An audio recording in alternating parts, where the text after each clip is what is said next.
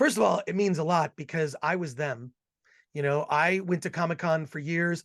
I've been going to comic conventions when it was a couple of rooms during the Detroit Auto Show, and they would have comic books and they would show 16 millimeter prints of the original Star Trek series. That's how long I've been going to conventions. And when I was there once, I met Adam West and Burt Ward, and of course, Leonard Nimoy. They were staples on the convention circuit way back when. But I grew up a nerd.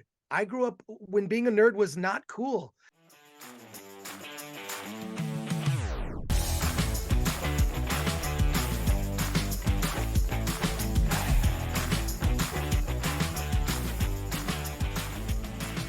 Before I even get into it, I watched the trailer and I was watching pieces of it, and the biggest thing I realized was it really captures a generation.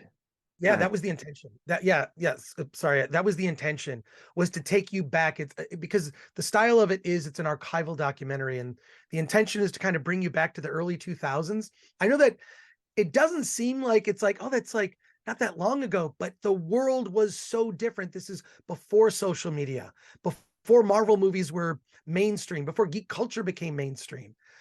So I wanted to give a feeling, especially in the beginning of the movie, to take you back to that time period and then ease you into the birth of Attack of the Show, and then show its impact on pop culture. And really, it's a love letter from fans, because everyone who worked on the documentary is a fan.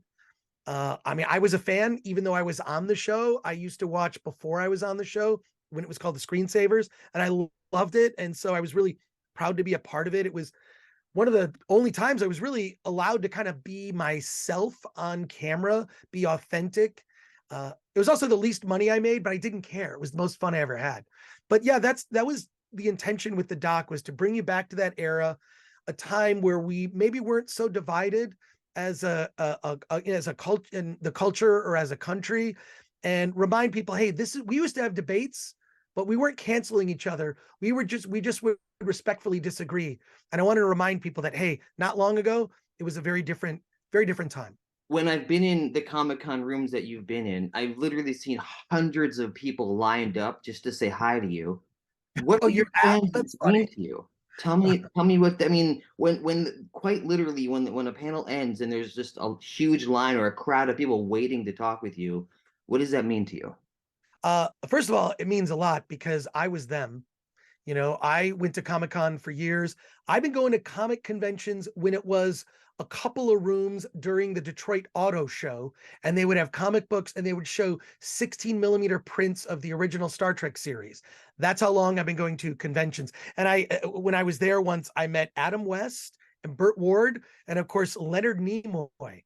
They were staples on the convention circuit way back when. But I grew up a nerd. I grew up when being a nerd was not cool. When you were teased and bullied for being a nerd. And what Attack of the Show did is kind of tracked like nerd culture becoming mainstream. So when I see that, like, you're a fan of me, I'm taken aback by it, but also I just want to be, yeah, I want to inspire other people to, like, well, look, just there are kind of three things you need to talk about film, I believe. And one is passion. Second is, you need to, if you're going to write about film, have some grammar skills.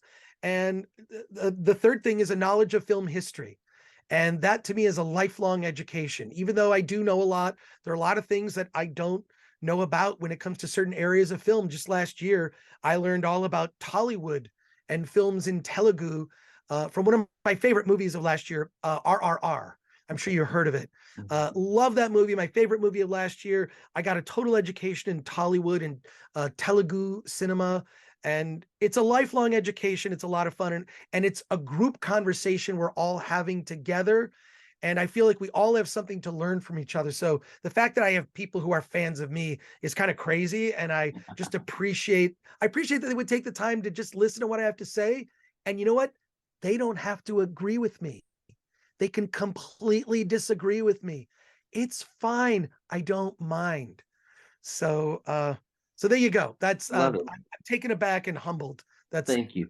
how I feel. Um, buy this, watch this, stream this, anything we can do, what are the best ways to get more information about this documentary? And then also just whatever you're working on now and next. Sure. You just go to Attack of the Doc, that's doc.com. You'll see links to where you can get it. You can get it on Vimeo.